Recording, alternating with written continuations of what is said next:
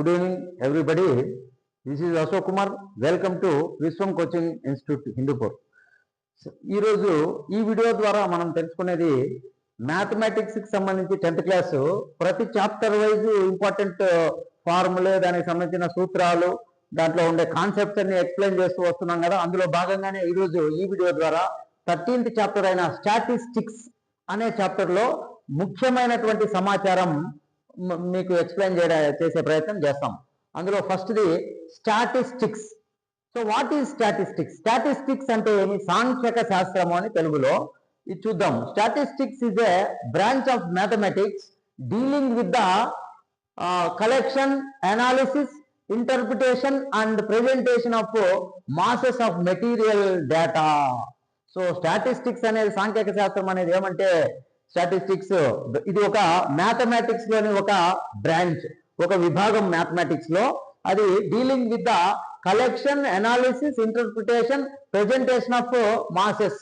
మొత్తం అంటే విలువలు, స్టాక్ వాల్యూస్, అనాలిసిస్లు, విశ్లేషణలు, ఇంటర్ప్రిటేషన్స్, వ్యాపార సంబంధ, తర్వాత ప్రెజెంటేషన్ ఆఫ్ మాసెస్ అంటే ఎలా చెప్పేది, ఇవన్నీ కూడా ట్యాబులర్ ఫార్ములో సమాచారం, ఇన్ఫర్మేషన్ మొత్తం అంతా అన్ని వింగ్స్ లో ఉన్నటువంటి ఇన్ఫర్మేషన్ ని ఒక మాసెస్ అండ్ మెటీరియల్ డేటాగా తయారు చేసి ఇవ్వడమే స్టాటిస్టిక్స్ అని అంటాము. ఎస్, ఇక్కడ ఈ స్టాటిస్టిక్స్ ని ఎవరు ఫస్ట్ ఇంట్రొడ్యూస్ చేశారు మనకు mathematics? So father of statistics అని సర్ రొనాల్డ్ ఏ ఫిషర్ అనే మ్యాథమెటిషియన్ ఈ స్టాటిస్టిక్స్ ని ముందుగా మనకు పరిచయం చేయడం జరిగింది, ఇంట్రొడ్యూస్ చేశారు. సో అందుకే ఆయన్ని ఫాదర్ ఆఫ్ స్టాటిస్టిక్స్ అని పిలుస్తారు, సర్ రొనాల్డ్ ఏ ఫిషర్ ని. అలాగే ఫాదర్ ఆఫ్ ఇండియన్ స్టాటిస్టిక్స్ ఎవరు? మన భారతదేశంలో father of Indian statistics PC Mahalanobis. ఆయన మన ఇండియన్ ఫాదర్ ఆఫ్ స్టాటిస్టిక్స్. తర్వాత mid value of the class, దాన్నే క్లాస్ మార్క్ అని అంటాం. అది రావాలంటే, మిడ్ వాల్యూ కనుక్కోవాలంటే మామూలుగా average of lower limit and upper limit. అంటే ఈ మిడ్ వాల్యూ అంటే ప్రతి క్లాస్ లోనూ మనము తరగతి మధ్య విలువ అనేది కనుక్కోవాల్సి వస్తుంది కదా. అక్కడ మిడ్ వాల్యూ కనుక్కోవాల్సి వచ్చినప్పుడు అది ఏమంటే average of lower limit and upper limit.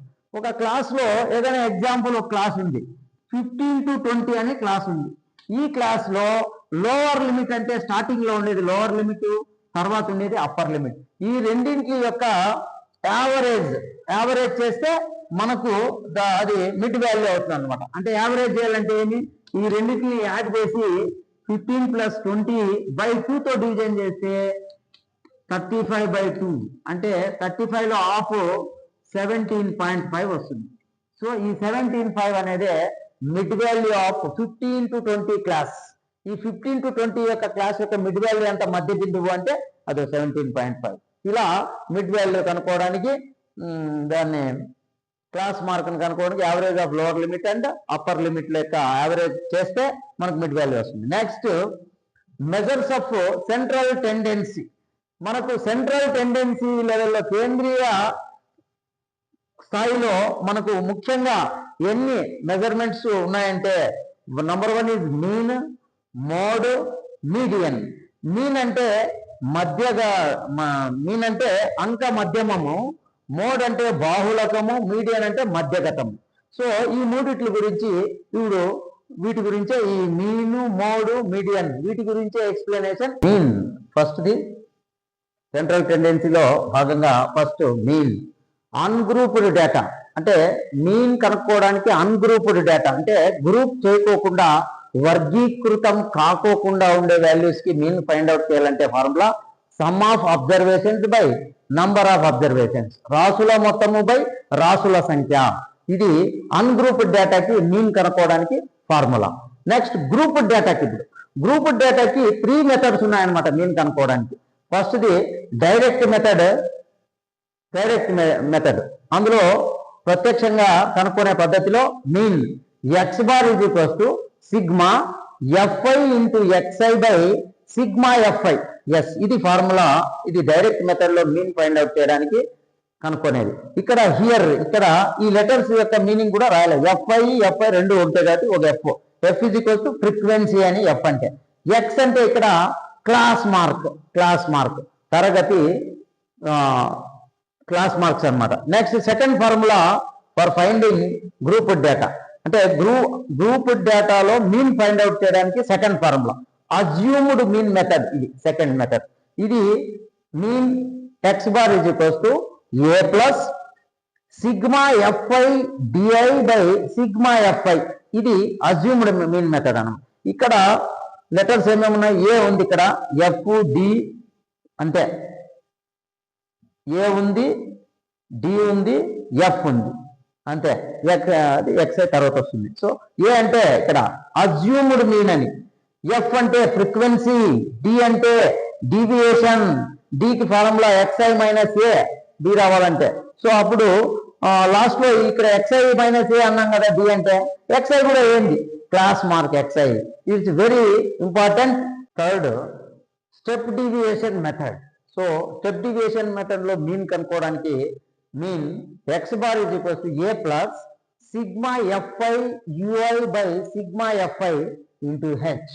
ఇక్కడ లెటర్స్ యొక్క మీనింగ్ ఏ అంటే అజ్యూమ్ మీన్, ఇక్కడ ఎఫ్ అంటే ఫ్రీక్వెన్సీ, యుఐ అని ఇక్కడ ఉంది, యుఐ అంటే x i minus a by h formula. U i రావాలంటే ఎక్స్ఐ మైనస్ ఏ, ఇక్కడ ఎక్స్ఐ అంటే మళ్ళీ క్లాస్ మార్కు, హెచ్ అంటే ఇక్కడ క్లాస్ సైజ్.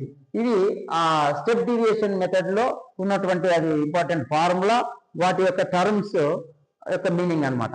అయితే ఇక్కడ కొన్ని నోట్ ఉంది ఒకటి, if x i and f i are sufficiently small.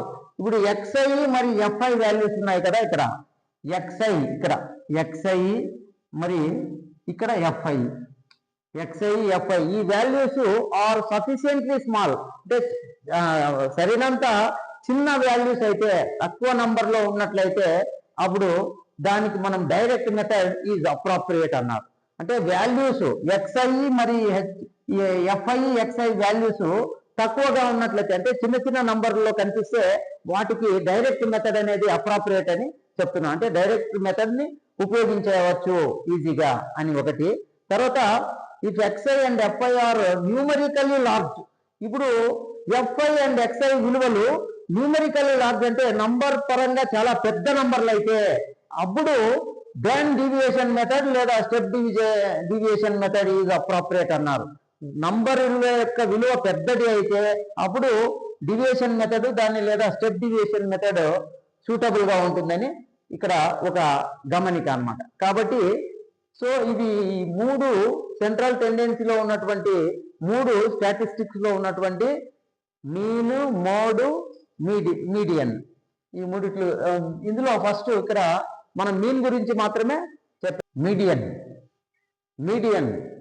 is the middle most observation of a distribution which is in either ascending or in descending order.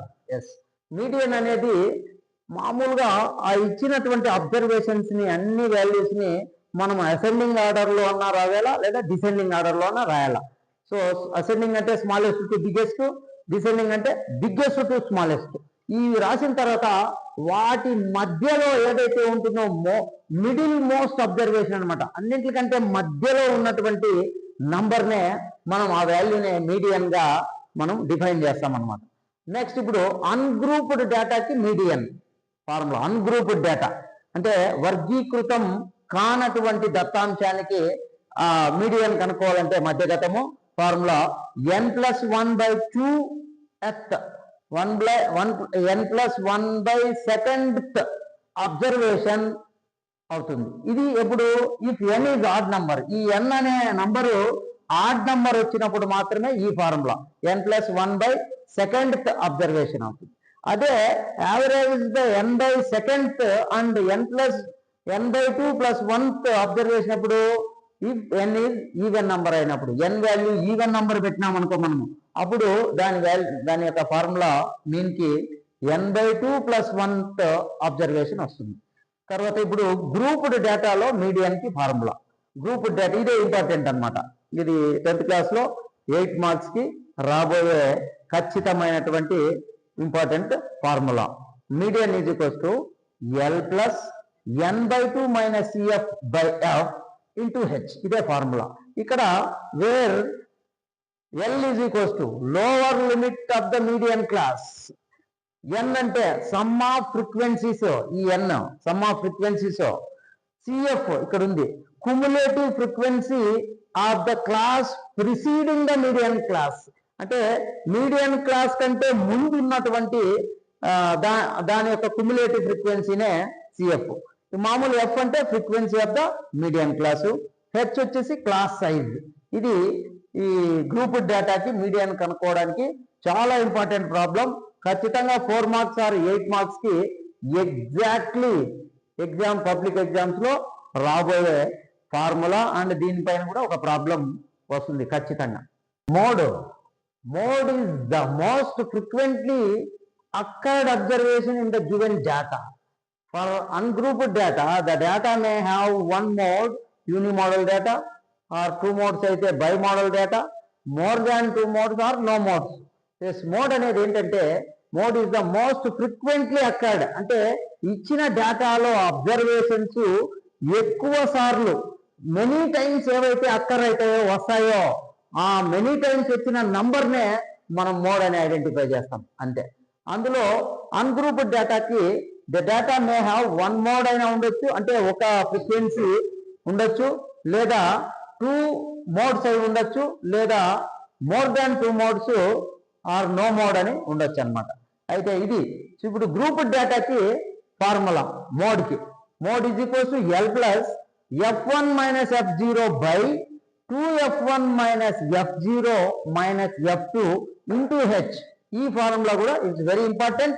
దీని యొక్క మీనింగ్స్, ఈ టర్మ్స్ యొక్క meanings, l is equals to lower limit of the modal class f1, ఇది f1 ఉంది, frequency of the modal class f1 అంటే, f0 వచ్చేసి frequency of the class preceding the modal class, దానికంటే ముందు క్లాస్ ఉన్నటువంటి అది f0, f2 frequency of the class succeeding the modal class, h వచ్చేసి size of the modal class. ఇది very important formula. ఇది కూడా మోడ్ ఖచ్చితంగా వచ్చేది ఎగ్జామ్స్ కి, పబ్లిక్ ఎగ్జామ్స్ లో ఖచ్చితంగా రాబోయే క్వశ్చన్. దాని ఫార్ములా అయినా కానీ 8 మార్క్స్ కానీ 4 మార్క్స్ కానీ కంపల్సరీ వస్తుంది. Relation between mean, median, mode. Mean, median, mode ఈ మూడింటి మధ్య ఒక సంబంధం ఉంది. ఆ సంబంధాన్ని తెలిపేదే ఈ ఫార్ములా అన్నమాట. Mode is equals to 3 into median minus 2 into mean. దీనికి ఎట్లా రాయొచ్చు అంటే 3 into median, 3 median minus 2 into mean, 2 mean. Yes, అంటే మోడ్కి రావాలంటే 3 మీడియన్స్ లో నుంచి 2 మీన్స్ సబ్ట్రాక్ట్ చేస్తే మోడ్ వస్తుంది. ఇదే ద రిలేషన్ బిట్వీన్ మీను, మీడియన్, మోడ్కి ఉన్న రిలేషన్. కాబట్టి 3 మీడియన్ మైనస్ 2 మీన్, ఇది కూడా చాలా ఇంపార్టెంట్ ఫార్ములా అన్నమాట. ఈ ఫార్ములా కూడా చాలా ఇంపార్టెంట్. ఎస్, ఇంతటితో ఈ చాప్టర్ అంటే ఈ 13th చాప్టర్ స్టాటిస్టిక్స్ అనే చాప్టర్ నుంచి ఉన్న మోస్ట్ ఇంపార్టెంట్ ఫార్ములే, సూత్రాలన్నీ కూడా ఈ వీడియో ద్వారా మనం ఎక్స్ప్లెయిన్ చేయడం చక్కగా జరిగింది. కాబట్టి ప్రతి ఒక్క student 10th and 8th 9th వీళ్ళకి కూడా బేసిక్ మ్యాథమెటిక్స్ కోసం స్టాటిస్టిక్స్ ఈ వీడియోస్, నేను చేస్తున్న ఈ వీడియోస్ కానీ ప్రతి ఒక్కటి వాచ్ చేయడం వల్ల, నేర్చుకోవడం వల్ల ప్రాక్టీస్ పనికొస్తుందని నేను భావిస్తున్నాను.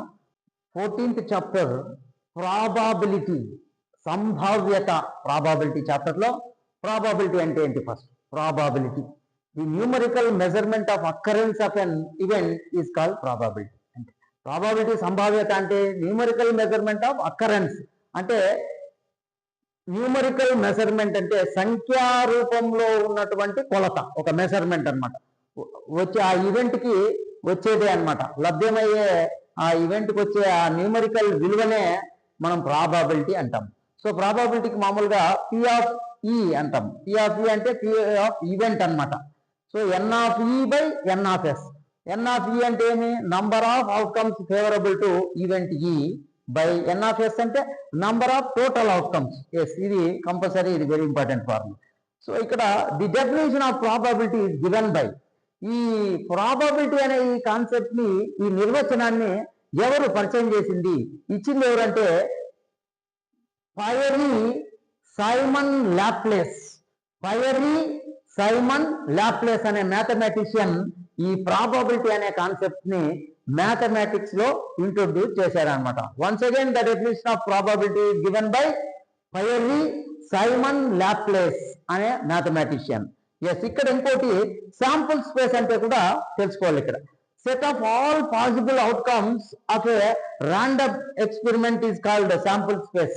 Sample space అంటే ఏం లే, set of all possible outcomes, ఏవైతే మనకు పాసిబుల్ గా ఉన్నాయో అవుట్కమ్స్, ఆ అవుట్కమ్స్ అన్నిటినీ ర్యాండమ్ గా ఒక ఎక్స్పెరిమెంట్ గా మనం కౌంట్ చేసి ఒక సెట్ లాగా, అంటే ఒక ఫ్లవర్ బ్రాకెట్ వేసి సెట్స్ లాగా పెడితే దాన్నే శాంపుల్ స్పేస్ అంటాం. శాంపుల్ స్పేస్ ఎందుకు పెట్టాల్సి వస్తుందంటే ఆ క్వశ్చన్ కి తగిన విధంగా ఎన్ని అయితే, ఇప్పుడు ఎగ్జాంపుల్ ఈవెన్ నంబర్స్ అన్నారు అనుకో, 1 to 10 ఈవెన్ నంబర్స్ అన్నారు అంటే 1 నుంచి 10 వరకు ఈవెన్ నంబర్స్ మాత్రమే రాస్తాము. సో వాటన్నిటిని ఒక సెట్ లాగా, ఒక ఫ్లవర్ బ్రాకెట్ లో సెట్ లాగా పెడితే దాన్ని శాంపుల్ స్పేస్ అంటాం అన్నమాట. తర్వాత 5 to 8 ఇవే ఆడ్ నంబర్స్ రాయండి అంటాం. ఆడ్ నంబర్స్ మాత్రమే తీసుకొని ఒక ఫ్లవర్ బ్రాకెట్ లో పెడితే ఒక సెట్ లో అది శాంపుల్ స్పేస్ అవుతుంది అనమాట. కాబట్టి అది n(s) అవుతుంది. సో ప్రాబబిలిటీ ఇది కూడా చాలా ఇంపార్టెంట్. హైయెస్ట్ మార్క్స్ స్కోర్ చేసే అది టాపిక్ చాప్టర్ ఈ ప్రాబబిలిటీ అనేది. ఇది ఇప్పుడే కాదు, 10th క్లాస్కే కాదు, ఫ్యూచర్ ఇంటర్మీడియట్ కానీ ఇంకా పై చదువుల్లో కూడా వెరీ వెరీ ఇంపార్టెంట్ కాన్సెప్ట్ ఇది. ఇది ఎవరైతే 10th క్లాస్లోనే చాలా చక్కగా నేర్చుకుని ఉంటారో వాళ్ళకి ఇంటర్ ఆ తర్వాత పై హైయర్ క్లాసులకు పోయే కొద్దీ వాళ్ళకి సులభంగా అర్థమయ్యే విధంగా ఉంటుంది ఈ ప్రాబబిలిటీ అనేది. Elementary event. So what is elementary event అంటే an event having only one outcome is called an elementary event. Elementary event అంటే ఏంటనేది ఆ ఈవెంట్ లో ఒకే ఒక అవుట్కమ్ వచ్చిందనుకో, ఒకే ఒక పాసిబిలిటీ వచ్చిందనుకో, దాన్ని ఎలిమెంటరీ ఈవెంట్ అంటాం. నెక్స్ట్ నోట్ ఏంటంటే ఇక్కడ గమనిక, the some of the probabilities of all the elementary events of an experiment is 1 అవుతుంది ఎప్పటికైనా కానీ. Sum of all the probabilities of all elementary events, అన్ని ఎలిమెంటరీ ఈవెంట్ల యొక్క మొత్తం ప్రాబబిలిటీ ఎంత అవుతుందంటే ఎక్స్పెరిమెంట్ లో 1 అవుతుంది. ఎస్, ఇక్కడ నెక్స్ట్ ఇంకోటి ఏంటంటే ఈక్వల్లీ లైక్లీ ఈవెంట్స్ అంటే ఏంటి? Equally likely events, 2 or more events which have an equal probability of occurrence are said to be equally likely event అంటాం. 2 లేదా అంతకంటే ఎక్కువ events which have an equal probability, వాటికి సమానమైన ప్రాబబిలిటీ అంటే సంభావ్యత వచ్చినట్లయితే వాటిని ఈక్వల్లీ లైక్లీ ఈవెంట్స్ అని చెప్తాము. సో ఇక్కడ ఈ P of E1 అంటే P of ఈవెంట్ 1 అనమాట, ఇది is equals to P of event 2 is equal to E1 and E2 are equally likely events అని రాస్తాం అనమాట. So P of E1 is equals to P of E2 అయితే ఇది equal 2 అయినాయంటే ఆ రెండింటిని E1 and E2 are equally likely events అని చెప్తాం. So ఇక next sure event. Sure event అంటే the probability of event which is sure or certain to occur is 1. Such an event is called a sure event or a certain event. The probability of an event, ఒక event, ఒక జరిగే సంభావ్యతని sure గా అంటే ఖచ్చితముగా సరైన ఒకటి మాత్రమే ఖచ్చితంగా వచ్చిందంటే ఖచ్చితత్వము, అలాంటి ఈవెంట్ ని షూర్ ఈవెంట్ లేదా సర్టైన్ ఈవెంట్ అని డిఫైన్ చేస్తాం. Next impossible event. The probability of an event which is impossible to occur is 0. Such an event is called an impossible event. Impossible event అంటే అక్కడ సంభావ్యత జరగకపోతే అంటే పాసిబిలిటీ మనకు రాకపోతే దాన్ని ఏమంటాం? ఇంపాసిబుల్ ఈవెంట్ అని అంటాము. So example getting 7 when we throw a die once. ఎందుకంటే ఇది ఇంపాసిబుల్ అనమాట. ఎందుకంటే getting a 7 when we throw a dice అంటే ఒక డైస్ ఒకసారి విసిరినప్పుడు 7 రావడం అనేది ప్రాబబిలిటీ, ఇది నాట్ పాసిబుల్ కదా. ఎందుకంటే డైకి ఉన్నటువంటి ఫేసెస్ 4, 6 మొత్తము ఎట్లా వేసినా కూడా 6 రావాలే కానీ 6 పైన రావచ్చే వీల్లేదు. సో అందుకే getting 7 when we throw is the die once అనేది best example for impossible event కి ఎగ్జాంపుల్ అనమాట. అలాగే కాంప్లిమెంటరీ ఈవెంట్స్ ఎలా ఉంటాయంటే complementary events are 2 events that exist such that one event will occur if and only if the other does not take place. Yes, ఇప్పుడు complementary events అంటే ఎట్లుంటాయంటే 2 events తీసుకున్నప్పుడు అందులో ఒక ఈవెంట్ పాసిబుల్ అవుతుంది, ఇంకొక రెండో ఈవెంట్ నాట్ పాసిబుల్ అనమాట, వీలు కాదనమాట అలాంటిది. సో ఎగ్జాంపుల్ తీసుకుంటే event E is equals to getting an ace from deck of cards, ఇది అవుతుంది.